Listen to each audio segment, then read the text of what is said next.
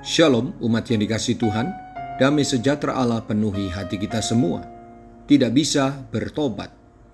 Firman Tuhan hari ini diambil dari Ibrani 12 ayat 16 dan 17, demikian firman Tuhan. Janganlah ada orang yang menjadi cabul atau yang mempunyai nafsu yang rendah seperti Esau, yang menjual hak kesulungannya untuk sepiring makanan. Sebab kamu tahu bahwa kemudian ketika ia hendak menerima berkat itu, ia ditolak, sebab ia tidak beroleh kesempatan untuk memperbaiki kesalahannya, sekalipun ia mencarinya dengan mencucurkan air mata. Ayat yang kita baca dan dengar ini berkaitan dengan salah satu masalah kerohanian. Tuhan memakai penulis kitab Ibrani memberi peringatan yang sungguh-sungguh mengenai masalah rohani, yaitu kemurtatan.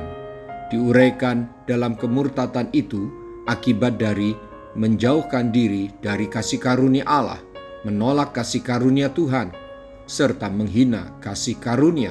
Selanjutnya mengingkari adanya kasih karunia Tuhan. Ketika orang menjauhkan diri dari kasih karunia Allah yang sejati, akan muncul akar pahit.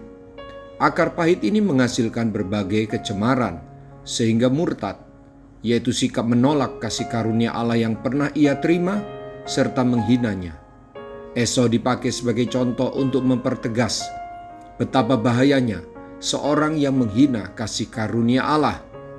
Bapak, Ibu, Saudara-saudari, jika kita melakukan dosa setelah percaya kepada Yesus, perbuatan itu tidak hanya mempunyai dampak negatif bagi diri sendiri, namun juga bagi orang lain, khususnya keluarga.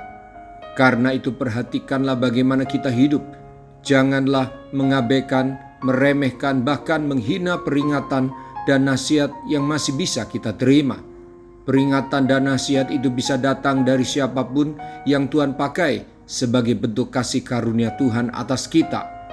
Jangan sampai kita menolak dan meninggalkan kasih karunia, akhirnya tidak bisa lagi bertobat karena sudah sangat terikat dengan dosa, bahkan menikmati dosa.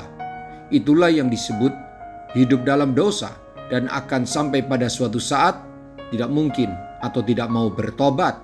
Perasaannya telah tumpul, nuraninya mati. Ini merupakan peringatan buat siapapun agar jangan mengeraskan hati. Mari kita berdoa. Tuhan Yesus, saya mau terus jaga hati agar jangan menganggap murah dan tidak ada manfaatnya kasih karunia-Mu. Harga keselamatan saya sangat mahal, Engkau bayar dengan hidup-Mu. Itulah kasih karunia yang besar yang saya terima dari-Mu. Tuhan, saya sungguh sangat bersyukur mendapat kasih karunia melalui iman kepada Tuhan Yesus. Saya beroleh selamat. Bantulah saya ya Tuhan, agar jangan sampai tawar hati dan keras hati karena beratnya hidup ini, menghadapi berbagai penderitaan dan menikmati hidup dalam dosa. Terima kasih buat kemurahan-Mu, buat kasih karunia-Mu, dan kesempatan yang Engkau berikan agar saya bisa bertumbuh dalam iman dan meninggalkan dosa-dosa.